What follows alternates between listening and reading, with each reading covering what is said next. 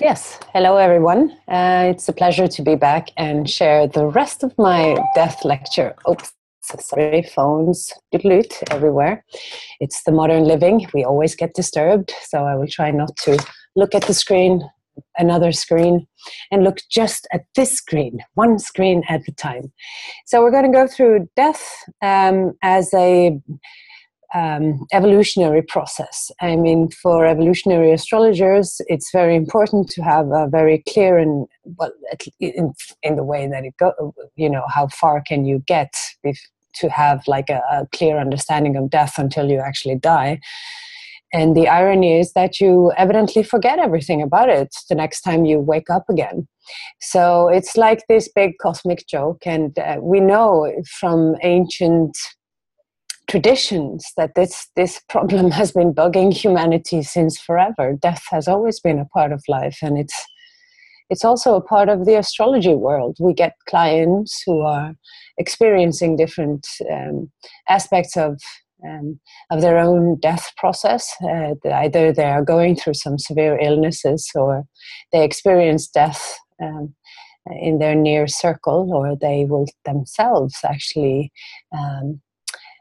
face death in one point or another. So we used to have rather interesting rituals around death, but today we lost a lot of these rituals. It used to be a social event, dying, actually.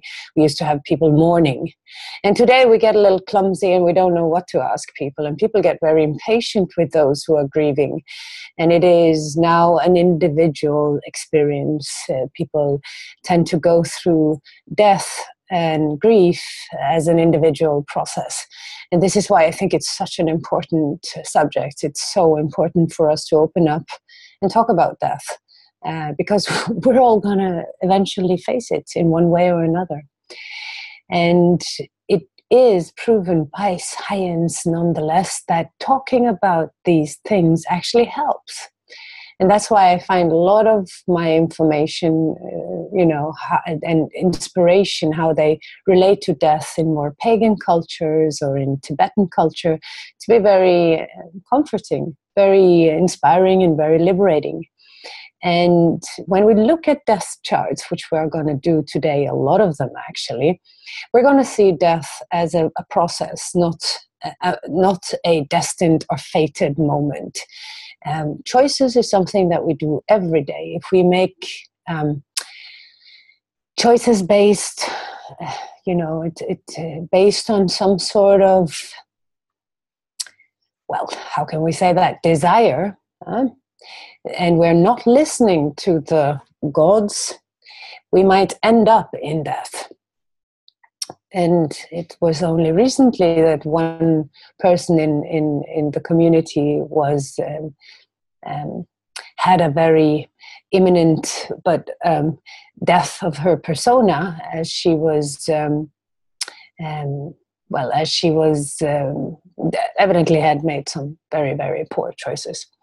And death is thus symbolic on many levels. We know everyone who studies EA also studies Pluto to a great degree.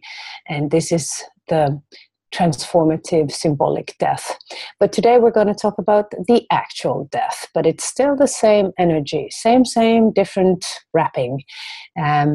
We know from esoteric healing, for instance, it's when the soul no longer finds the vehicle, the body, the persona of use, it withdraws its energy and the molecules dissolves. There is no longer this energy that binds things together, the attachment that holds life. Remember, the soul is electromagnetic. So through the magnetism of the soul, we hold life together. We pull in everything that we need into our life experience in order to have the right kind of growth. But we still have this power of choice, right? If the soul then decides that, that didn't work so well, let's try another one. It will withdraw its power to hold life together. It sounds perhaps a little bit easy or simplified, but that's if we are to believe the spiritual sciences like esoteric healing, it is actually true. And of course, it doesn't mean that death is not complicated or painful, or there's always these dual desires that Jeffrey Wolf Green talks a lot about. One part wants to stay, the other part wants to go. And a very liberating and inspiring view on this is that while you find something very, very difficult from a personal level in your persona, you know, difficult aspects in your chart you can't figure out, or like this blasted Mercury Saturn square that is always getting you into trouble, the soul might have a completely different relationship to it. It's like rejoicing. Yes, finally I get to work this. I get to figure out how to solve this. And maybe if I do that, maybe if I'm lucky or if I'm graced with some help from some spirits or some angels, I will die with the sun, no, with the Mercury Saturn trine. That's the concept of evolution. Actually, we try to evolve and we try to make functional the things that are dysfunctional in our charts. Now there's a lot of work in one lifetime, so therefore naturally we tend to come back to continue the job. And some people think they're done, and then whoops, there was another one. This is fine, you know, life is so fun. That's why we don't like death. It's even how painful it is, we still love life. And I think it's beautiful. I love something that can be so challenging sometimes. This is where I led off the last time. And for those of you who haven't seen the first part, I recommend that you go back and find it on YouTube and just go through it. It's more in detail, the philosophy of life and death there. Now, today I will just go through the charts, but I thought I'd mention this and repeat this particular one because the moon in the death chart is well, it's very, very important. The sun too, of course, but I tend to look more at the moon because the moon carries these tendencies, these habits, the habitual patterns that we are constantly trying to work. In esoteric astrology, we say that the moon is the past. It's the vehicle of the past. It's just a dead body. It just keeps everything in the past there. And it is our task to actually liberate ourselves from some of the tendencies in this body of the moon. Now, the moon in the death chart, you know, generally speaking, we see the moon as our emotional development, and the placement of the moon in the death chart shows the developments of these themes during a lifetime lived and how we resolve these issues. Yeah. So, yes. So for that, you know, I just want to go back here and show you this wonderful quote that I have in the beginning here. Go ask the springing flowers and the flowing air above, what are the twin-born waters? And they'll answer death and love. And that is Yeats who said this. It is a perfect little, it shows us a perfect paradox in a way, death and love. We love life so much, so naturally we are afraid of dying. Even though we've had a difficult life, there's still this love, and it's just, I think it's magical. Now, I'm not to say that everybody loves life, though. Some people are taken over by deeper energies that are feeling very difficult to resolve, and then maybe death is that healing that this person is looking for in life. So then you have the suicides. That's an attempt to move on. It's an attempt to be free. It's just a hope in a suicide. I just hope I can get free from this pain that I'm carrying in my emotional body.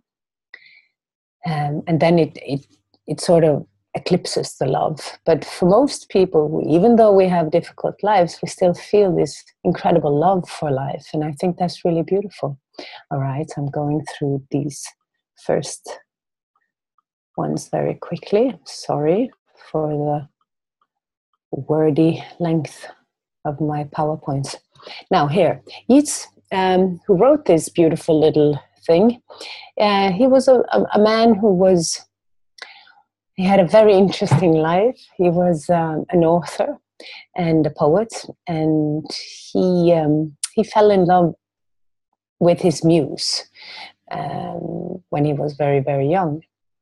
And he met this woman, and it was just instant love. And he tried to propose to her to marry 5 times, actually. And she refused him every time. And when they were in the 40s, they finally consummated the relationship physically. They never married, but then they had, like, sex. And it was, of course, a disappointment. You waited for something for so long, and he really was in love with her. And when he finally got to that point where they had this physical, contact, there was a big, huge change in him.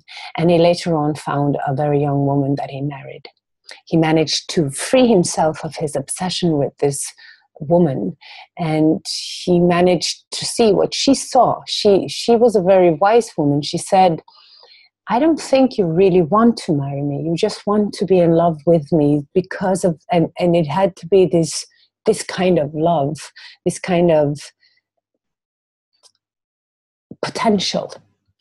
And from this potential, he made so much poetry. He made so much art. That's a muse. It's from that yearning, he made everything that he was known to become famous for later. But if you look at his charts, you can see that he has a very powerful conjunction of Venus-Pluto.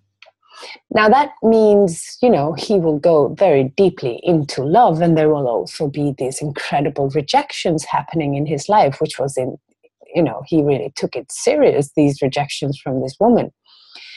That was very, very hard for him. And he was suffering a great deal because of this, because he really loved this woman, or at least he was in love with something.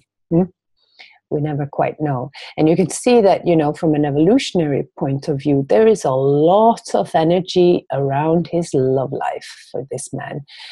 This man doesn't just fall in love, he falls completely in love. I mean, Venus Pluto in Taurus, that's just such a intense kind of love. And it's also this physical kind of love, like they didn't have sex, he never got close to her. It's that, when you're born with Pluto in Taurus, you will have a basic need to have that kind of physical intimacy with people as well. So I'm sure this is a square, a T-square.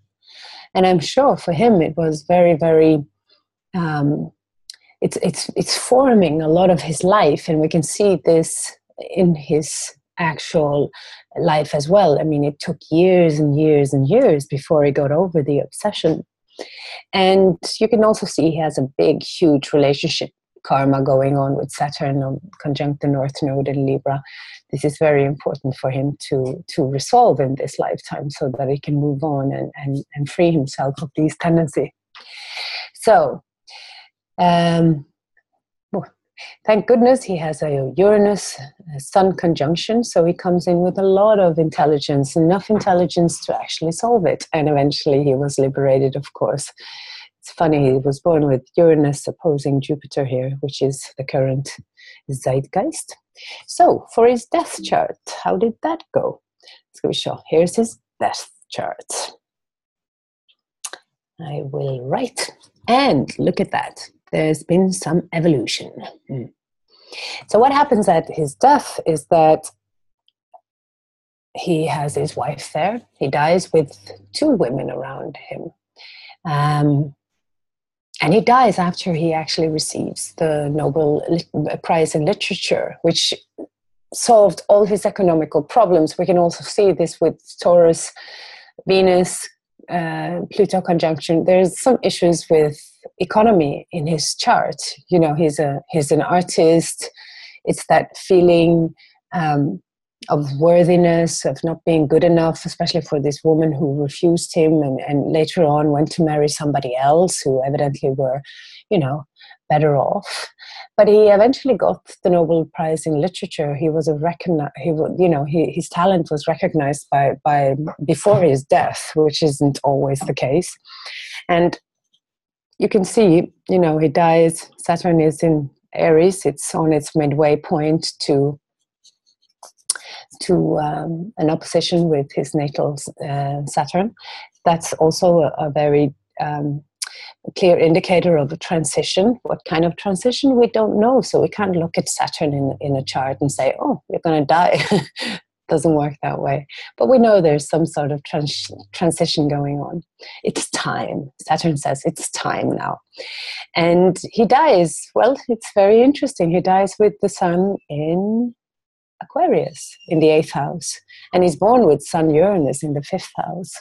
So it carries a little bit of the same vibration. You know, it does have the same kind of energy to its air. He dies and he integrated this Uranus principle and became an Aquarius. And what I find is most interesting here is what happened to his Venus, because he dies with Venus here in the 6th house. Now he dies from some illnesses. They don't quite know what it is, so we don't have to go into the medical stuff, but he dies at a very honorable age. He's not a young man when he dies. And he lived his life. He was saturated with life, so to speak. He dies with his pretty wife at his side, and also a new muse, because in later life he connected with with a woman who was his age, to be fair, maybe even a little younger. And he continued to have a very close friendship to this woman for many, many years. And she was also present at his deathbed. So this man dies with two of the women he loves around him. And it's pretty, well, it's beautiful, huh? And you can see this, you know, he has this incredible stellium around the south node. So, of course, you might say, okay, so he dies with all these, Uranus conjunct the south node there, and it is, he carries over some of this karma around Uranus of the higher mind, and perhaps also being an outsider, an author born in the days that he was born, naturally carried a very strong outsider energy, like an elite or the Bohemians, or they live different lives. You might perhaps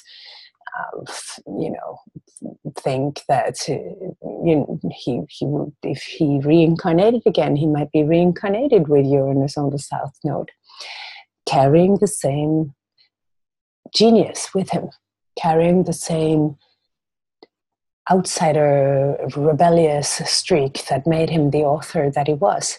But he dies with the moon in Taurus. It's just, it's so funny. He's born with the moon in Aquarius and dies with the sun in Aquarius, and he's born with Venus in Taurus and dies with the moon in Taurus. The same creative energy, and it is a different phasal, the relationship between the moon and the sun here. Here the moon is it's waning to the sun, and here it is waxing away from the sun. It's moving into a full moon phase. We don't know for sure what that means, but we know that's like a different kind of energy. He's entering into a new phase. He really resolved something. Now he's creating something new. It's, new thought patterns. And he dies a wealthy man. He doesn't, there's no debt in his, he doesn't leave Earth with debts, something that he struggled with in his life. And he's even, with this money that he got from the Nobel Literature Prize, he even got to resolve his father's debts. So this is a huge liberation. And I think it's such a beautiful Venus, even though, look at that romantic Venus he has dying. He dies with all this love and all these women around him. And but it's completely resolved, this Venus energy. Venus in the 6th house in Sagittarius is very different from Venus-Pluto conjunction in Taurus. So I'd say that's an indicator of where his soul, how far his soul evolved away from this very problematic T-square between Moon, Venus, Pluto and Mars. Very challenging aspects in relationship astrology, you might say. It changed. When he dies, it changed. So he resolved a lot of it. Mars is even in Sagittarius in this death chart. It's still in fire, but it's there's a different energy to Sagittarius. It's more free, it's more open. Yeah, interesting. All right, so here's his synastry with his death chart. And I just pull it up to see how people dies, what is the energy around death. And you can see the different synastry. I bring in Vesta very much in these death charts. This is Vesta. Because I think, Vesta is this sacred principle. It's the principle of surrendering into energy. You have your own energy. When you let yourself into this energy, you go into your own cathedral. And for those who meditate and you see this kind of gate, the portal, the bridge, the bifrost, the antakarana, whatever they like to call it, it's the same. It's a bridge that connects the higher world to the lower worlds. And it happens through Vesta very much, I think. I believe so. Vesta, Neptune, of course. Neptune carries it's similar energies, similar archetypes. Although Vesta is that ritual that kind of focused on this particular contact with spirit. Neptune is much, much more, of course. So Vesta is present at the death chart, and I find that to be a very benevolent influence in the death chart. This is when people actually, they actually just let go. It's that feeling of coming home again and coming home to the spiritual self. Now look at that south node. That wasn't visible for us when we looked at the two charts individually, but now we see how incredibly interesting it is. The south node is still there on the Pluto Venus conjunction in Taurus, and Uranus is there. So it's this huge liberation from this particular karma. That's probably, and it dies with Venus opposing the Sun, which is a very benevolent aspect as well. And you can see there's also another Vesta aspect that is quite prominent. Neptune is on Vesta. So I don't know. I remember when my ex mother-in-law died, and she had this Neptune Vesta death. And I was sitting in my office writing, and I had a very strong connection with this woman. I really loved her dearly. She was so important for me. When my children were small and everything, she was there, supported me with her beautiful energy. And we had to watch her go through 2 rounds of cancer, which was, she was a Scorpio, and this rough life, death, fighting. And eventually, she just had to let go. And she had that beautiful last year where she did everything she actually had on her bucket list.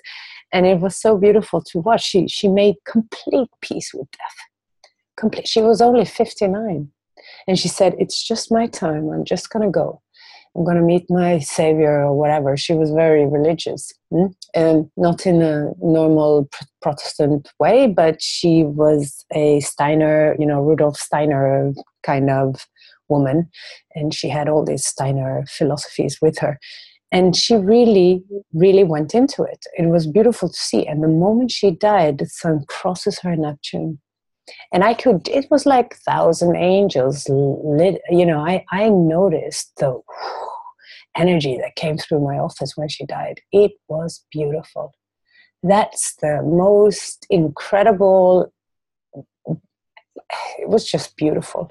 So if, she did her preparations, and it seems that at one point, it seems like Yeats also did his, finding peace with life kind of thing. Although there's always something, you can't do everything at once, But he made some peace, and I think, that shows in this Neptune-Vesta conjunction and Vesta on the moon that there is some peace available for him. He could just slide in, the door is open, welcome, there you go, have a nice flight, happy landing, go for the light. That's the kind of thing that I feel Yeats did, yeah? A little bit like the chart we looked at last time. This woman who wrote all these books about healing, who died. Oh, the name escapes me. It doesn't. Now I have to look. Louise Hay. Sorry. So bad with names. All right, so now we're going to look a little bit on Mars, because naturally Mars has a bad reputation. I have to fly now. I have to go on board on that plane, and I have Mars conjunct my sun. I recently almost broke my foot. Well, it's 2 months now, but I really damaged my ankle. I was out playing with my son, and we were doing stuff that I don't know. I probably didn't pay enough attention. I was clumsy. Okay, I will admit it. I was looking at the chart before I went out, and I saw, oh, I have Mars opposing Sun. Exactly. I wonder what happens. It should have said underneath on that chart, don't climb trees, which I did. I thought that was just a nice thing to do. Now, the tree just shook me off, don't climb me, and I almost broke my ankle. So we know that Mars is associated with accidents, and well, it's when you're not thinking, right? Something is happening when you're boiling over. It's the adrenals. It's that part of your body that is fired up. And when you're fired up, when you're angry, you don't hit somebody and get into a violent fight if you don't lose it. You know, it's that kind of trigger happy thing that happens with Mars when it's getting aroused. You know, just got to get this energy out, and it's too much, and it goes to the head, and adrenaline affects the heart and starts pumping. And so Mars is huge in death charts naturally, especially when it's premature death. So whatever got you aroused, you could see it very prominently in, for instance, heart attacks, different strokes. It's also for car crashes and all kinds of accidents, fires and knives. We know that Mars rules weapons. It's these normal interpretations of Mars. It doesn't have to be like that, but that's among its, it has a wide spectrum of manifestations, and that is also included in it. Now, that doesn't mean that anything has to happen, but it could if you're not paying attention. So I remember when we had these shootings in Norway in 2011, I was looking at the charts of every single one who died, and that was my sort of greeting of that particular soul, and my way of healing it. And I saw this Mars popping up everywhere, Mars on the nodal axis very, very often when you see premature death. It's also the suicide factor. You have to have Mars to get some energy going and actually do it, right? So Mars is the thing that does it. So if you only have a bunch of Neptune and no Mars to fire it up, people probably won't kill themselves, right? So it's also infections. Then you have Neptune again, Neptune, Mars. It's depressions, right? So people who are very, very depressed it can be a very rough Mars placement. It doesn't work. So it's the anger is turned inwards. So this is one of our favorites. Of course, I love Jim Morrison. He's very good looking, and he makes great music. He made great music. Yes, he has Pluto on the North Node. He was obsessed with death from the beginning. I don't know if you heard this song, This Is the End. Father, I will kill you. He's very, this is death. He's very into death. This is the end. And it's one of his signature songs. It's one of the classics of the Doors. And he had experiences growing up that were very demanding on his psyche, that he remembered very well growing up, and it continued like traumas. And we know, everybody who works with psychological astrology knows that Pluto on the North Node indicates, it doesn't mean if it's on the North Node or the South Node. It means any planet on the nodal axis is something you bring in. It's just you've experienced this energy before, right? Now, there are different theories on this, I'm sure, but it's there on the North Node. It's really making an impact. And he saw a brutal car killings, like these massive killings, when he was just 4, I think. And everybody's screaming blood, people were running around. There was this big crash on the highway that they were driving on, his father and the family and everything. And you can see this Mars, Uranus in the 4th house moving a lot, retrograde, all these energies. It's opposing his sun, and then Pluto on the North Node. So he's going through some intense experiences, right? And it is affecting his behavior. He dies at 27 from cardiac arrest. And you don't die at 27 from cardiac arrest unless you take a lot of drugs and drink a lot and live a very hard life. And then eventually, if you don't have some genetic undiagnosed problem with your heart. Now, I don't know if he had that. Doesn't look like it from the chart, though. I can't see. Although Mars, Sun, he's already there. It's indicated he might die from a heart attack, actually. When he dies, Mars is on the North Node. And it's that, he just falls over in Le Marais in Paris, and he just dies from cardiac arrest. And the moon is directly opposing his natal moon. He dies with the moon in Scorpio. It indicates that, all right, there's a lot of work to be done coming in next time, all these abandonment issues, everything. He's born with Venus in Scorpio. He has some deep abandonment issues that he has to deal with that Pluto on the North Node as well. And we don't have the time of death, so don't pay any attention to the ascendant and this particular chart. He was just found. So that's all that's all I found on the net, for sure. And he dies with Venus square something very interesting, Saturn, Ceres and Venus. And Ceres is also very Ceres Pluto. These two, when they get together and do their violent tango, it often results in death or abduction or loss or something intense. We had this we had this Ceres Pluto opposition exactly for the eclipse. And I thought that was very interesting because the eclipse in itself was oriented towards life. It was Leo. Leo is life. It's light. It's feeling alive. It's vibrant. It's full of purpose and wanting to get out of bed. That's Leo. Ceres Pluto is this, this is so heavy. It's the opposite. Pluto is death. And Ceres is change, is deep, deep transformative cycles of life and death, reincarnations.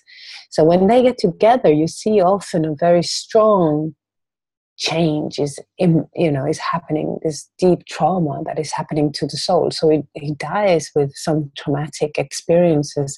It might even be some trouble with women. He was a notorious womanizer, and he had one steady girlfriend that he had, but that was they moved to Paris to evidently get him out of all these women problems, if I understood it correctly. And well, that didn't work so well. Also, he dies with the sun square Uranus in Libra. So he dies with some, this is a very relationship-oriented death chart, to be quite honest. Big trouble in his love life, it seems. And it was his girlfriend who found him. All right. So just a quick peek at this. Oh, I'm taking away this. Quick peek at this one. Yeah, so Mars and North Node is on his ascendant. And actually he dies just before this reverse nodal return that happens around 27, just before the Saturn return, right? So he dies, he belongs to the club of 27, those people who can't really get to the Saturn return. They really the soul just says, nope, sorry, man, that didn't work well. Let's rewind and do it again. And yeah, that's pretty much it. You know, he doesn't seem to get to this next level. Now, there was I did a lecture in England about midlife crisis and midlife cycles, I'd like to call it.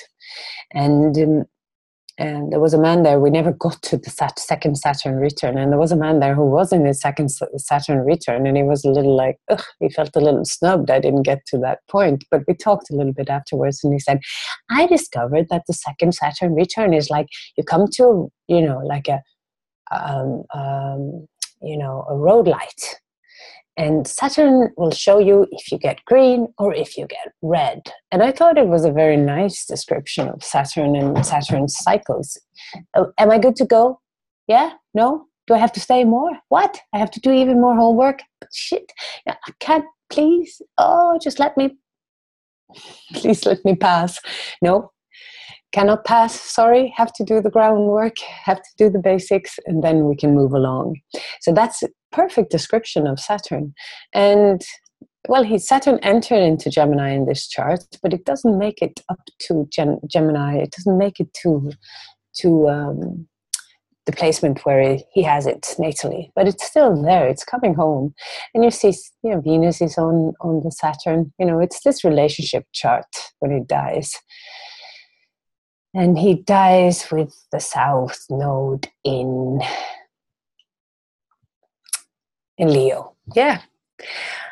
I think it must have been very hard to be Jim Morrison, to be so incredibly charismatic and beautiful. I know from an earlier lecture, because I've used this chart before, because he has Eros and Psyche flanking his sun. And that's very rare. I haven't seen that in many charts. And, you know, Eros and Psyche, it's sexual charisma. You know, you're like a magnet. Women are, you know, for him, I mean, God, he could just pick anyone, I'm sure. And that must be quite difficult, right? He is born with a North Node in Leo. So it's important for him to come to this kind of experience, to have this kind of, yes, I'm the king, I'm here, I'm wonderful. And then he dies with the South Node in Leo. And that's different. That's like, hey man, I think you went too far with this ego thing. I mean, okay, you're good looking, but you're not that good looking, or you're not that good. Like, he had some ego deflation happening the years before he died.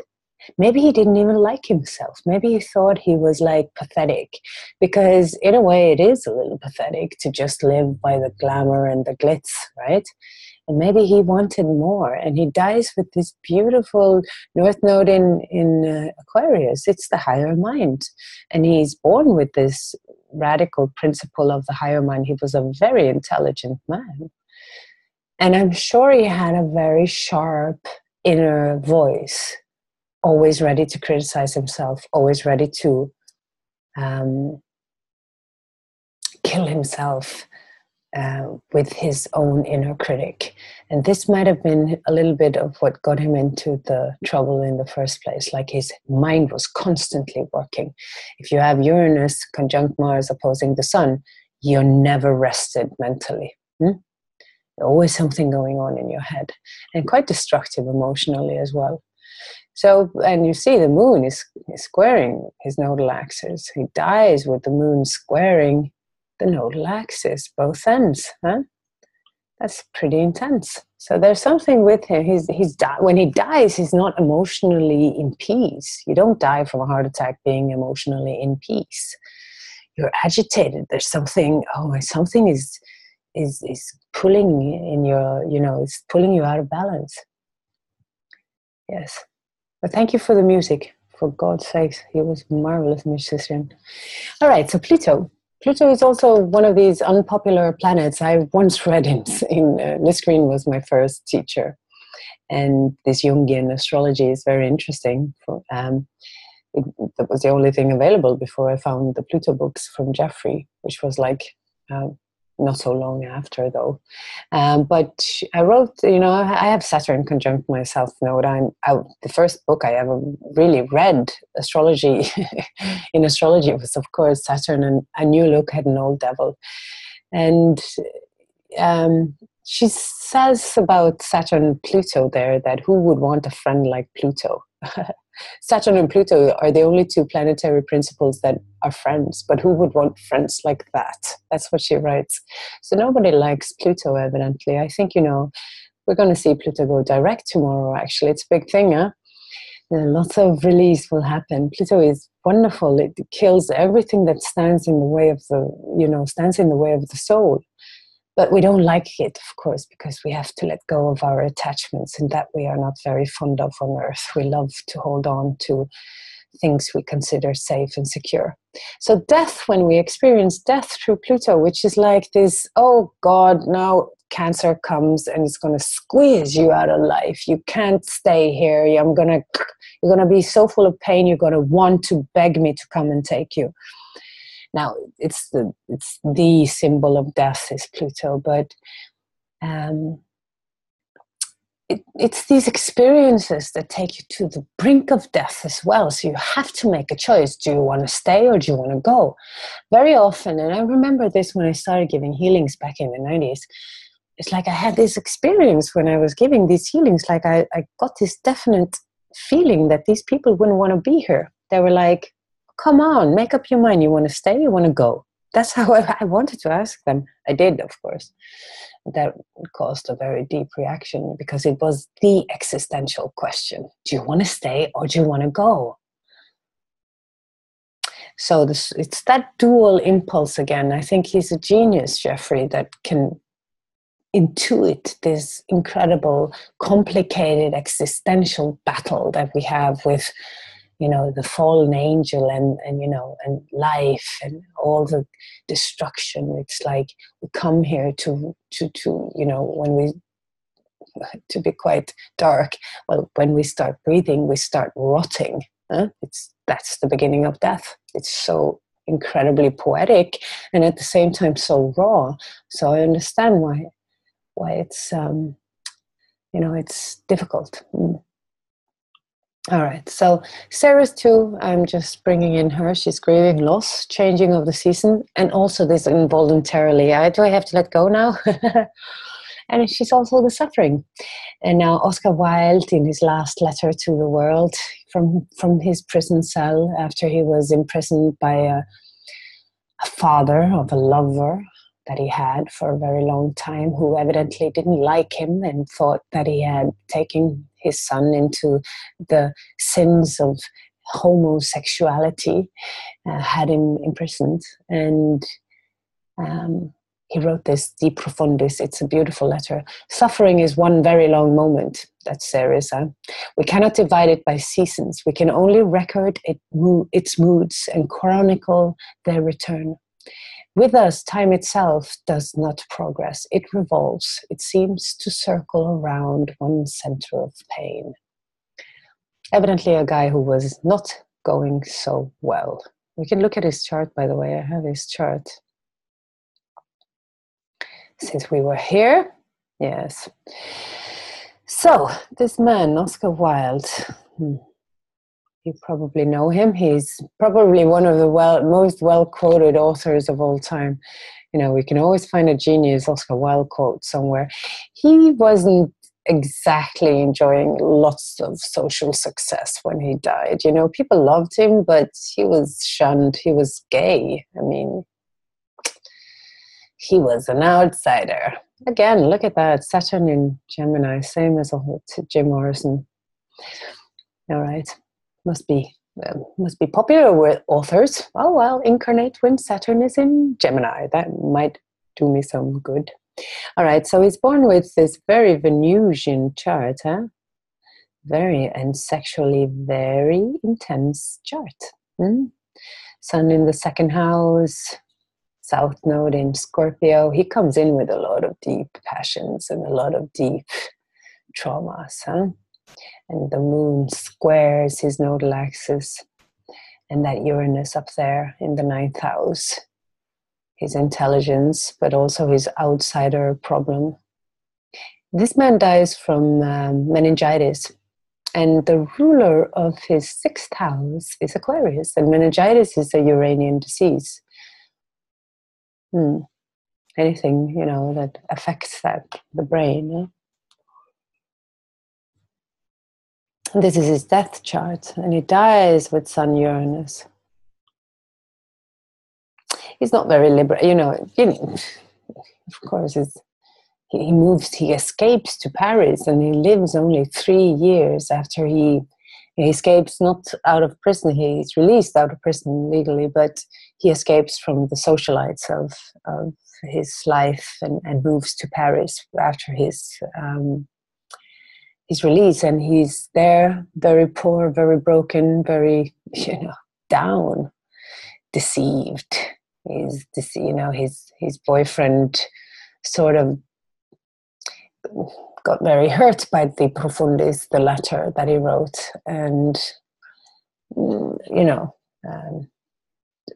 distanced himself from him. I'm no longer associated with Oscar. So it's that little feeling of being a little lost. He dies very poor as well, and you can see the shame. She and my father, his mother, and his father had bequeathed me a name they had made noble and honored, not merely in literature, art, archaeology, and science, but in the public history of my own country, in its evolution as a nation. He came from good parents, I had disgraced that name eternally. I had made it a low byword among low people. I had dragged it through the very mire. I had given it to brutes, that they might make it brutal, and to fools, that they might turn it into a synonym for folly. So he dies with a deep, deep sense of shame. A very deep sense of shame indeed. And he dies with Saturn in Capricorn. That's not a very happy-go-lucky kind of energy to die with. And he dies very early, actually, as well. You can see it's not... Mars is squaring his nodal axis. This is the infection, it's the head, the brain. Yeah. And it squares the nodal axis. So he felt hostility from the people, right? He was put to prison because of his sexuality. He was made ashamed. Here are some keywords for the different planetary principles when it comes to death and death charts. Now, we already mentioned Saturn. It's the maturation, transition, new chapter, old age. Jupiter, letting go. Actually, you will see Jupiter a lot in death chart. It's this, whoa, hey, ooh, let go. Neptune is surrender, immune failure. Uranus, heart failure as well. It's connected to heart, Uranus and Mars. Sudden death, trauma. It's suddenness with Uranus. It's that, I died in deep trauma.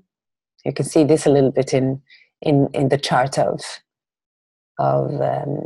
Oscar Wilde. He dies very traumatized. Sun Uranus conjunction on the North Node. Chiron, release after long disease. That's nice. Acceptance, yes. Liberation, finally. I've been laying here waiting for you for so long. Thank you. Come and bring me. Take me to the stars. Vesta, gentle passage. Peace. Venus, the aspect of love and appreciation. And Mercury, when you have something mercurial happening, it's, it can be like dying in some confusion or chaos, or, could be in traffic or some logistic Mercury situation. It can also be, you see some issues with the mental realm, like, okay, we can see this in the chart of this man, Ernest Hemingway. Now, he's a man who actually killed himself. I mean, look at this chart. He's born with Neptune on the South Node. Mercury is in the 12th house. You see, he's a very Neptunian guy, and he's very sensitive. It's so funny, it was a little macho, right? It's so funny, these Cancer, so feminine energy, and then he goes super macho. Like, I have something to prove. Yeah. And he has this very intense IC. Look, fourth house becomes incredibly important when you have a Cancer sun. So we might say there's been some trouble with his roots, like it wasn't the safest home to grow up in, or maybe there was some violence, or like, I wouldn't be surprised. Saturn is squaring also Mars in the first house, so you can see he's very tense. It's this tense energy, this like frustration. That's what I would call this chart. And then hopelessness. Oh my God, what is the key word of the dark side of Neptune? Futility, overwhelmment, chaos. He had lots of mental problems, Ernest Hemingway. He was actually put into jail not jail, sorry, mental institution a couple of times before his death. And he was put under this electro treatment. And he died. This is his death chart. He went out one morning to the lawn and shot himself. Just like, I'm going to take the newspaper, darling, and poof. Now, this is a very intense nodal axis, and you would probably expect that with suicides. Look at this Mars. There's a lot of anger here, and you can imagine he was born with Saturn, Mars, and you see Saturn is square there. He has some real deep authority issues he hasn't really resolved. And this anger, this seething anger. And there was also lots of confusion. He was suffering greatly mentally. Totally disoriented, confused, paranoid. He was paranoid when he died. They're after me, they're tapping my phone, they're like, he was completely paranoid. The moon is in the 8th house, conjunct Chiron, and also a little bit we saw with Oscar Wilde, this new moon in Pisces. You die when you're completely overwhelmed, you're just in this foggy chaos thing. And it's still, it will carry this Neptunian energy on the south node. He hasn't quite resolved it yet, right? Or I would say not at all. I'm looking at the clock here. I still have a couple of minutes to go. I can't believe I did this lecture in 1 hour. In England, how did I do that? I can't finish it in 2 in this time around. So that's funny. All right. So where are we? We are here. Well, so it dies, with Mars about to return. And we know this from archetypal astrology. The moment something enters into the sign where you have a planet, that's when it happens. I have my ascendant 5 degrees in Capricorn, but did I feel it in 2008 when Pluto went into Capricorn? Oh yeah, that was so imminent, right? It was so I could feel it on my body. But he dies with these incredible energies around his ascendant-descendant axis. And it shows it's just, for him it was probably a new beginning. Pluto on the ascendant, It's just intense. So he didn't survive the Pluto conjunct the ascendant phase. When you have this buildup of energy of Pluto approaching the ascendant, and you have that, the 12th house, remember, it's a house of dissolving things. Everything falls apart. You have to let go of so many things, right? You have to let go of control. You have to let go of old karma. You have to let go of attachments. You have to let go of old ideas you had about how life should be, etc. And Pluto in particular, Pluto and Saturn, is one of the most challenging things to have in the 12th house. And especially Pluto, because it takes so long, right? So when it starts to touch the ascendant, you really feel like, okay, there's a new beginning here, and it's like a death. It's like, that's a real kind of symbolic death. For Hemingway, it was the actual death. And when Mars finally entered, he had tried to kill himself twice before, I think. And when Mars finally entered into the sign where his Pluto was hovering around his ascendant, that's when he found the willpower to actually go and kill himself. Yeah, so it's always traumatic. You see, he brings this trauma with him as well. Uranus on the North Node. Intense, huh? I want to show you one last chart before we go, and it's the chart of a little woman who died. A little woman who died last year. She was a very, as you can see, she's a very isolated girl. She's born with Sun in conjunct Pluto. You can see from the birth chart, okay, she's going to have some problems. And she dies of, I don't know how you say that in English, aplastic anemia, I think, some form of was it that? Some sort of cancer. No, it was some kidney thing. And you see this kidney, I'm sorry, I have two charts. The other one was the anemia. She had this kidney, very rare disease for children to have. But you can see we see the Yod, there's some disease she's bringing with her. And Pluto in conjunct Sun, it's a difficult aspect. She had gone through a lot of challenges where she grew up. The parents divorced. I don't think she liked it. From the look of her chart, she probably did not like it very much. And the death moment, this is always very difficult, because it's a girl. She's 11 when she dies, No, she's not. She's 9. She's 10 when she dies.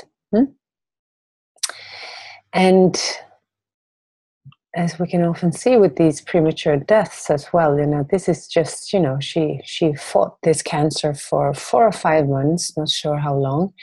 And you see, she was given immune therapy in the end. They broke her down with medicines, of course, as they always do. If the medicine doesn't kill you, the disease will. And it's the only option the parents had, of course. And she dies with this life principle squaring the sun.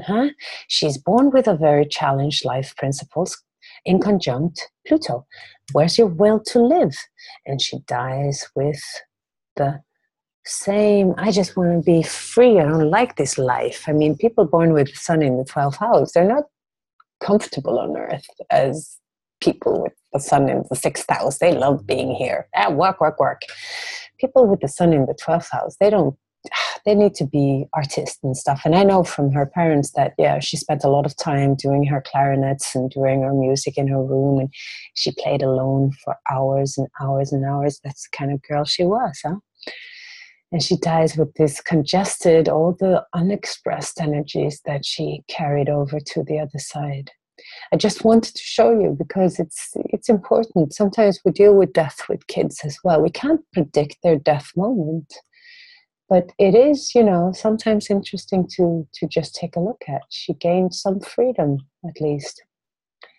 So, although it was very intense, I followed her mother through this process, and it was very, very intense. It really touched me. I have kids myself, right? And you see Pluto is up there on the midheaven. Also an angular Pluto, right? Very intense angular Pluto energy. Didn't make it very far, though. We never know when the soul decides, okay, it's time to retire. I lost my brother when he was 30, just after his Saturn return. I saw it as his way of saying, oops, I have to try again. So I hope that's, encouraging, even though sometimes life is pretty intense and rough. And I know we all go through lots and lots and lots. Sometimes we wonder, wow. And death is not the final stop. This is my definite experience. But it's tough for those who are left behind. Very, very difficult. And it's tough for those who have to let go. It's very difficult because it's detachment. And attachment is very important for us. So sometimes I think, okay, death can be very intense, but it shouldn't prevent us from attaching to each other, relating to each other, loving each other, going deep into each other again. That's what we're learning now. We used to have 10 kids. We knew that some of them were going to die, so we didn't attach so deeply. Now it's different. We have 2 kids. We go so deep into their love. We have like this, it's more vulnerable. But it's still the way to go, to be as present in love as you are in the detachment. Yeah, so there.